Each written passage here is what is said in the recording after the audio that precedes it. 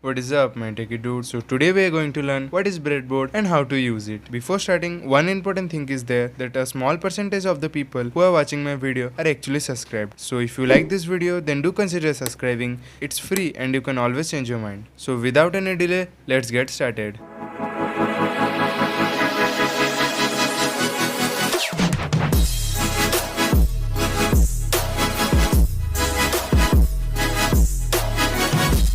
First of all, if you know some basics about breadboard, then watch this video from 1 minute 30 seconds. But if you don't know anything about breadboard, then don't skip this part. Breadboard is a rectangular plastic board having bunch of holes. These holes let you easily insert electronic components. Also, breadboard lets you do experiment while making any electronic circuit without doing any soldering work. For example, if you don't know what resistor you should use while making an electronic circuit, then you can check it by using this breadboard. So in short, breadboard lets you check any circuit before finalizing it.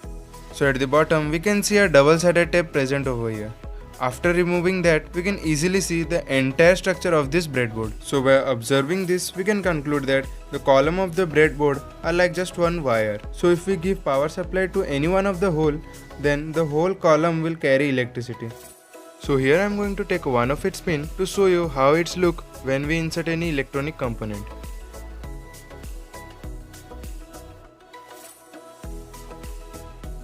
So now let's see how to use a breadboard. Here I am going to give power supply to the breadboard by using 9V batteries.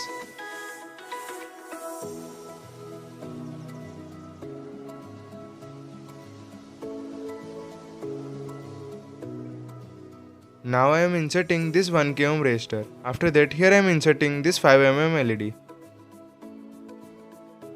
So the circuit gets completed and the LED glows up. Now let's make the same circuit by using switch.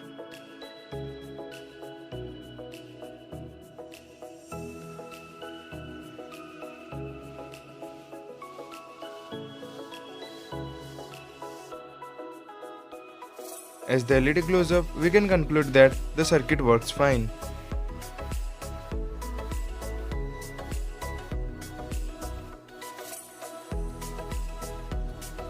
So at last, I have a question. If I reverse the connection of this resistor, will it work? Comment down below. The right answer will get pinned in the comment section.